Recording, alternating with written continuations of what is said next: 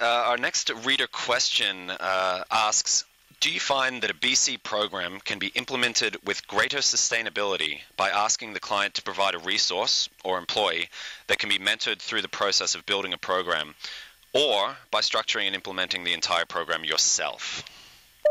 Well, I mean, that's kind of a softball. I think anytime you can use an engagement as a knowledge transfer to the client, it's going to result in greater program maturity and sustainability for the client. I think some consultants think passing information to client personnel just results in them pirating your intellectual property, and that's honestly, this is just my opinion, but I think that's actually pretty selfish, because the whole reason they've hired you is for your brain power.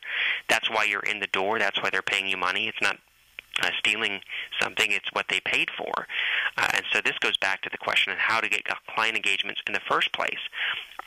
And just ask yourself the question, are clients going to brag on you to others and rehire you themselves when they believe you hold things close to the vest, or when they think that you're generous with your time and your talent?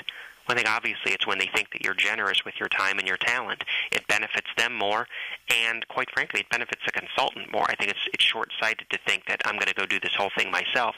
What happens is, in clients who have any kind of experience with consultants, which are the ones you want because that means they're likely to rehire you, is they look at this and go, why are we hiring this guy again? Didn't he just do this? Why didn't this get internalized and ends up burning bridges? Okay, we have one more reader question. It starts with a bit of a preamble that says, in my experience with clients in many different industries, probably the biggest issue is that adequate testing and drills have not been done to validate the assumptions and expectations of the plan. Nearly every time I manage a drill, we find that the client had underestimated the time to recover systems and data, and sometimes by an exponential factor. It is a rude awakening to learn that your most critical systems have a much longer actual recovery time than outlined in the plan. So the question is, what was the most common issue that you came across as a consultant, and do you have any advice for delivering the news that an organization does not have sufficient disaster recovery capabilities? Well, Luke, I think the reader hits the nail on the head with the idea of disconnects between what people think will happen and what will actually happen. Whether it's the kind of example she cites with what management's expectations for the program are, or how dysfunctional their teams are, or how seriously customers or regulators are taking the topic, especially in some countries and in some industries. It is that disconnect is the thing that I ran into more than anything else. And by the way, I think it's true in all areas of risk management, beyond just continuity risk. People assume that because nobody really talks about it that much, that everybody must just believe the same things that they believe.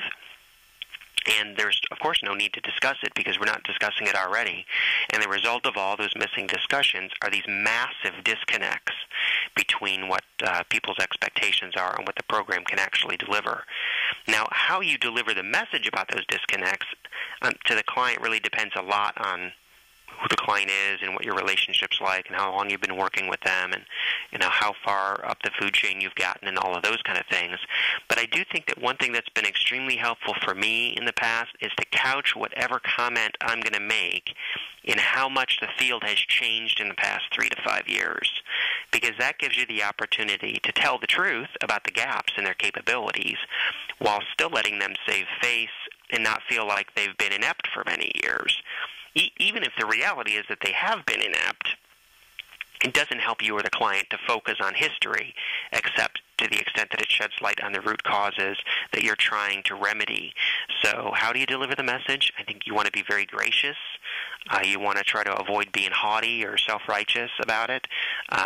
And if you can say, well, that was probably good enough maybe 3 or 5 years ago, but the field has really changed a lot, and so now the expectations have gone up, and we probably want to meet that expectation now.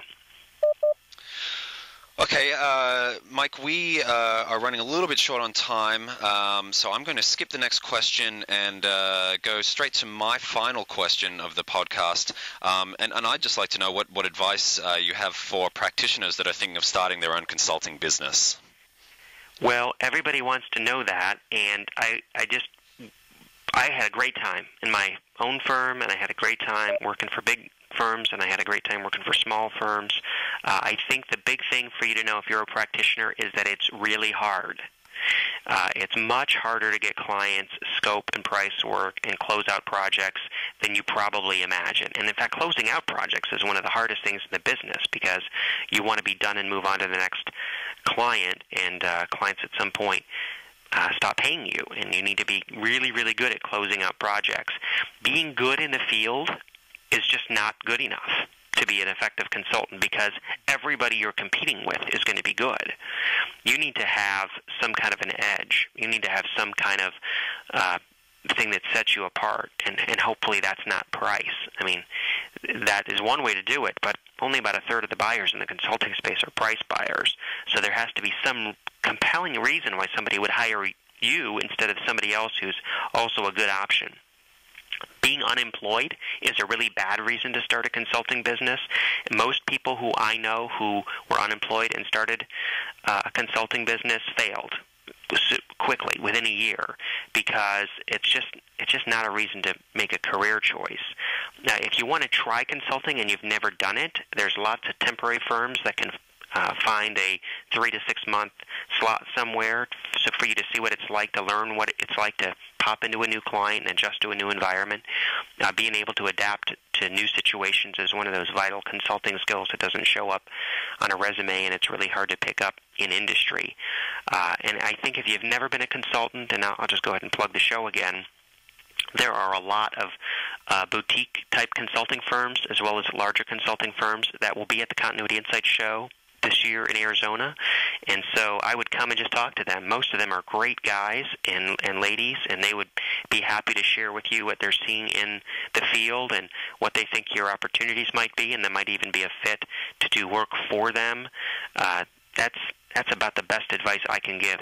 And of course, if anybody wants to talk to me about what it's like to break in, I'd be happy to meet them at the show as well.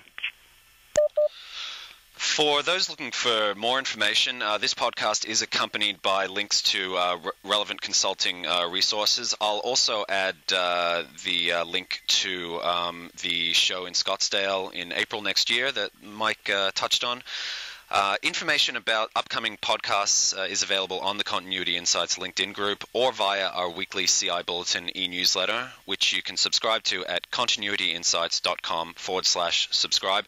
Mike, I know you've got an extremely busy day today, so thank you very much for speaking with me today. I do appreciate it. Thanks for having me, Luke.